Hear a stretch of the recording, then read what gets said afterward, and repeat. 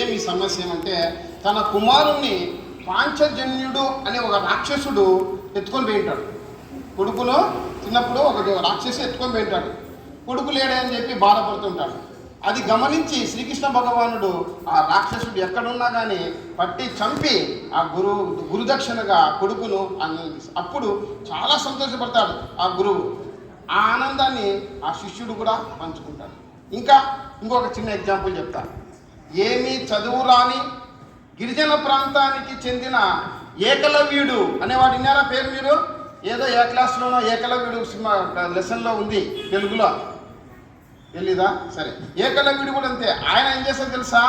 ఆయన శిష్యునికి నీకు నేను చదువు చెప్పను పో అంటాడు, తక్కువకున్నవాడు ఆయన అప్పట్లో.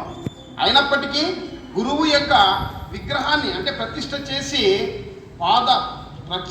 ప్రత్యేక శ్రద్ధలతో విద్యను అభ్యసించి తర్వాత విలువిద్యలు నేర్చుకొని గురువుకు దక్షిణగా తన బొటన వేలును దానం చేస్తాడు. ఎవరైనా చేస్తారా? బొటన వేలు ప్రాణం కోసిమన్నా కోసించే స్థలంలో ఆయన ఏకలవ్యుడు ఉన్నాడు.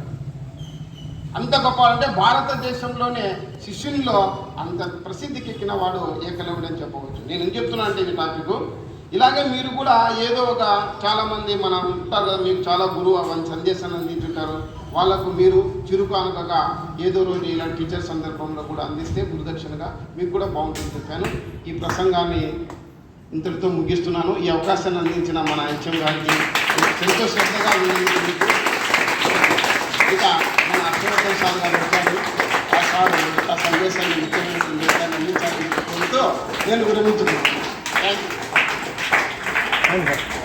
పాఠశాల ప్రధానోపాధ్యాయులైనటువంటి శ్రీ హాష్మి సార్ గారికి, సీనియర్ టీచర్ అయినటువంటి శ్రీ అభిదా మేడం గారికి, రాజగోపాల్ సార్ గారికి, వన్నూరప్ప సార్ గారికి, మరియు మొత్తం మన దేశంలో ఉన్నటువంటి మరియు ప్రపంచ పాఠశాలల్లో మరియు పాఠశాల బయట ప్రభుత్వ మరియు ప్రైవేటు పాఠశాలల ఉపాధ్యాయులందరికీ ఉపాధ్యాయ దినోత్సవ శుభాకాంక్షలు. కొంతమంది బయట ట్యూషన్స్ కూడా చెప్తుంటారు, వారు కూడా ఉపాధ్యాయులే, వారికి కూడా ఉపాధ్యాయ దినోత్సవ శుభాకాంక్షలు. మరియు పిల్లలు, మనకి మొట్టమొదటి గురువు ఎవరు అంటే మన అమ్మ తల్లి. కడుపులో ఉన్నప్పటి నుంచినే మీతో మాట్లాడుతూ ఉంటుంది, అర్థమైందా? కాబట్టి నీకు మంచి చెప్తా ఉంటుంది. కాబట్టి ప్రతి తల్లికి కూడా గురువు యొక్క స్థానాన్ని కల్పిస్తూ ప్రతి తల్లికి కూడా గురు పూజోత్సవ శుభాకాంక్షలు. గురు బ్రహ్మ గురు విష్ణు గురుర్దేవో మహేశ్వర గురు సాక్షాత్ పరబ్రహ్మ తస్మై శ్రీ గురవే నమః. అంటే ఎంతమంది దేవతలు వచ్చినా, అది విష్ణువు కావచ్చు, ఇంకొకరు కావచ్చు, మహేశ్వరుడు కావచ్చు, బ్రహ్మ వచ్చినా గురువు ఒక్కటే మనకు ప్రత్యక్షంగా కనపడేటువంటి మన అజ్ఞానాన్ని తొలగించేటువంటి దేవుడు. భగవంతుడు అంటే ఎవరు? వెలుగు స్వరూపం, కాంతి స్వరూపం కదా.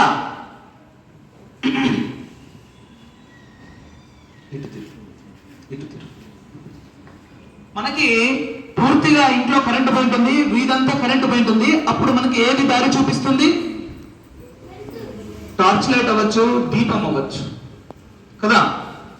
కరెంట్ వచ్చిన తర్వాత ఎలా ఫీల్ అవుతాం? కరెంట్ వచ్చినాక ఎట్లా ఫీల్ అవుతాం? మబ్బులో ఉన్నప్పుడు ఎట్లా ఫీల్ అవుతాం? మబ్బులో ఉన్నప్పుడు భయం వేస్తుంది కదా.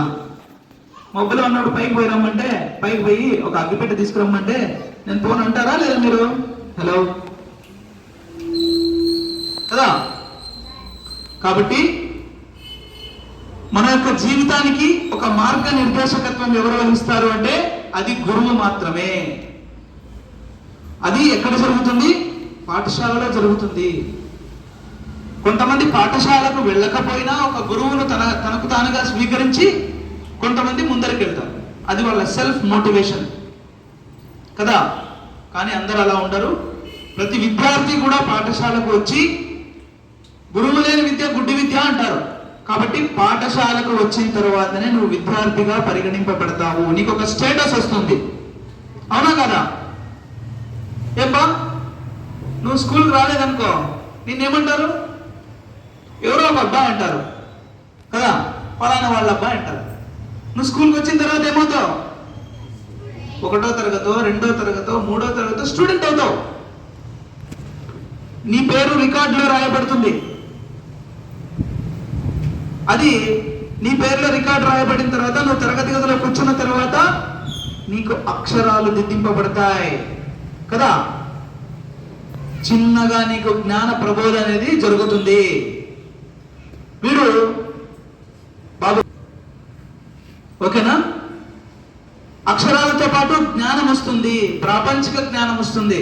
ప్రపంచంలో ఏం జరుగుతా ఉంది, మన పాఠశాలలో పుస్తకాల్లో ఏముంది, పుస్తకాల బయట ఏముంది, సమాజంలో ఏం జరుగుతా ఉంది అనేటువంటి జ్ఞానము మీకు టీచర్స్, ఉపాధ్యాయులు ఇస్తారు. జుబైర్ 1 నిమిషం కట్ చేయి. మీరు బాగా గమనించారా?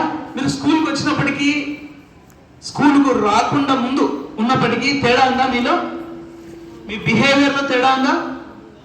సో మన యొక్క ప్రవర్తనలో తేడా వస్తుంది, మన యొక్క స్టేటస్లో తేడా వస్తుంది, మన యొక్క విజ్ఞానంలో కూడా తేడా వస్తుంది. పాపం రా పిల్లోడు ఏం తెలియదు అంటారు. అదే 5వ క్లాస్ పిల్లలనైతే ఏం రా 5వ క్లాస్కి వచ్చినావు అంటారా లేదా?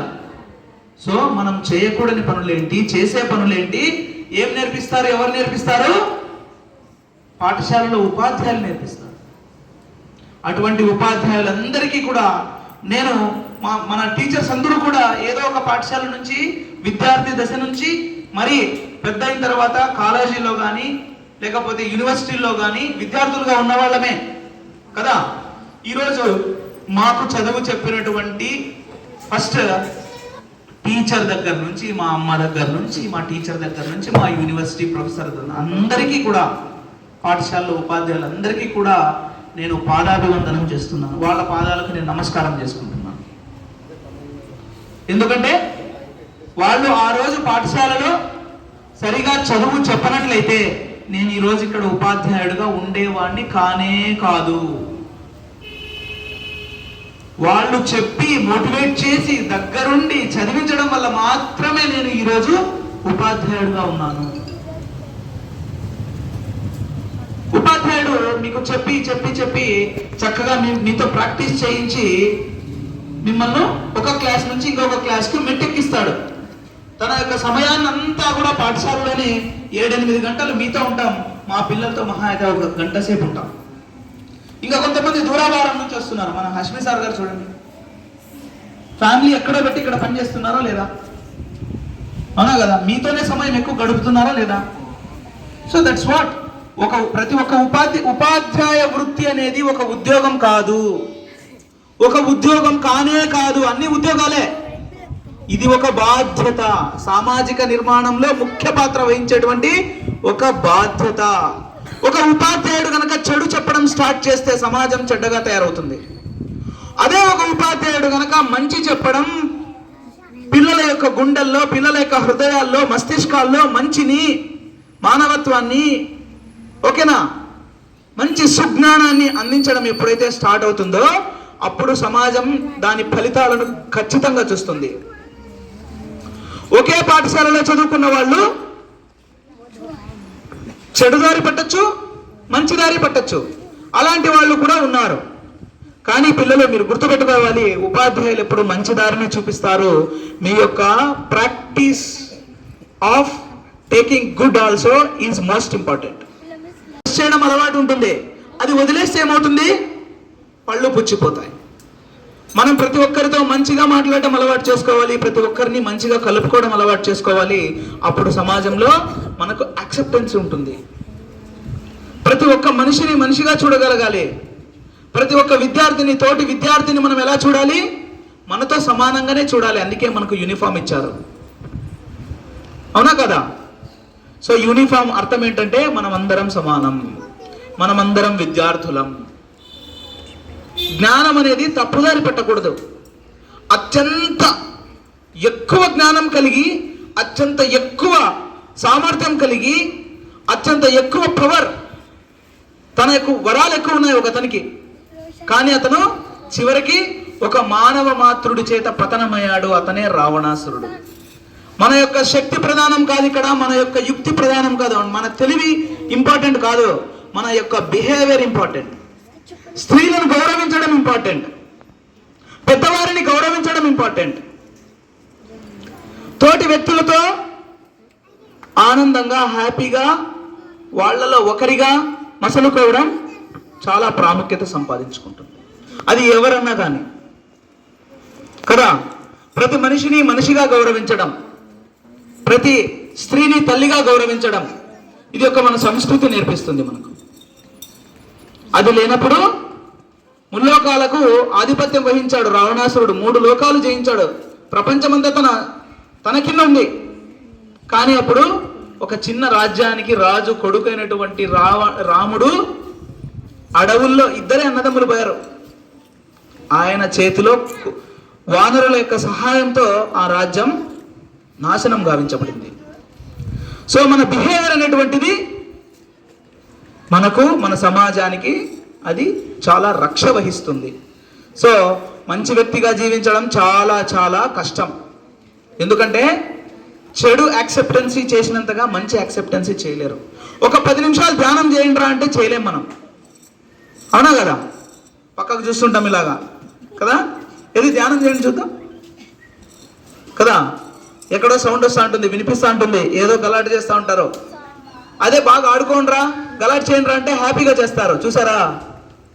సో మన యొక్క మనస్సును నియంత్రించుకొని మంచి దారిలో పెట్టుకోవడం అనేటువంటిది ప్రాక్టీస్తో మాత్రమే వస్తుంది. అది గురువుతో మాత్రమే సాధ్యమవుతుంది. ఆ గురువు కూడా సన్మార్గంలో ఉండాలి. అర్థమైందా బాబు? గురువు మనకు జ్ఞానాన్ని ఇస్తాడు. ఆ జ్ఞానంతో మనం ఏం చేయాలి? 10 మందికి పంచాలి. మనం 7th క్లాస్లో ఒక లెసన్ చూసాం, 8th క్లాస్లో సమయస్ఫూర్తి అనే పాఠం కదా. ఒక కళ్ళు లేని వ్యక్తికి కూడా విద్యను నేర్పించినట్లయితే ఆ కళ్ళు లేని వ్యక్తి ఏం చేస్తాడు? ఆ విద్యను 10 మందికి పంచుతాడు, అతను గురుస్థానంలోకి వెళ్తాడు. అది ఒక తపస్సు. అర్థమైందా? కాబట్టి మనం గురువులను గౌరవంగా పలకరిద్దాం, గౌరవంగా మాట్లాడిస్తాం, గౌరవంగా మసలుకుందాం. అట్ ద సేమ్ టైం గురు పూజోత్సవం నాడు అందరికీ, గురువులందరికీ మరొకసారి శుభాకాంక్షలు తెలుపుదాం. పిల్లలు, సో గురువు చెప్పింది వినాలి. మీకు ఒక పద్యం ఉంది 8th క్లాస్ వాళ్ళు. ఏరకుమి కసుగాయలు ఎవరైనా చెప్తారా? ఏరకుమి కసుగాయలు దూరకుమి బంధుజనుల దోషము సుమ్మి పారకుమీరణమందున. నెక్స్ట్, మీరకుమి గురువులాజ్ఞ మేదిని సుమతి. అంటే బంధువులు కొట్లాడుకుంటుంటే వాళ్ళ యొక్క విషయాలను, వాళ్ళ గొడవను పరిష్కరించాలి, కానీ వాళ్ళ మధ్యలో దూరి ఈ పక్క ఆ పక్క గొడవను పెంచకూడదు. పిందెకాయలు ఉంటాయి ఇక్కడ ఈ చెట్టుకు, ఆ పిందెలన్నీ తుంచేస్తూ ఉంటారు, దానివల్ల ఎవరికీ ఉపయోగం లేదు. యుద్ధంలో పారిపోకూడదు, పిరికివాడంటారు. చివరిగా ఒకటి మాత్రం చేయాల్సిందే, అది గురువుల యొక్క ఆజ్ఞను మీరకూడదు. టీచర్ చెప్పాడా, ఇది ఫైనల్. ఎందుకు? గురువు ఆల్రెడీ తెలిసిన వ్యక్తి కాబట్టి, అజ్ఞానం తొలగించుకొని విజ్ఞానంలో ఉన్నటువంటి, సుజ్ఞానంలో ఉన్నటువంటి వ్యక్తి కాబట్టి మీకు గురుస్థానంలో ఉంచారు. కాబట్టి గురువు ఎప్పుడూ గొప్పవాడే. గురువును గౌరవించలేని సమాజం పోలీస్ దగ్గరికి వెళ్తుంది గ్యారంటీగా, దీంట్లో నో డౌట్. పిల్లలు, మనమందరం సన్మార్గంలో సత్ప్రవర్తనతో ప్రవేశించుకుంటారని నేను ఆకాంక్షిస్తున్నాను, ఆశీర్వదిస్తున్నాను. జై హింద్. ఈ సందర్భంగా అందరి గురువులకు పాదాభివందనం చేస్తూ సెలవు తీసుకుంటున్నాను.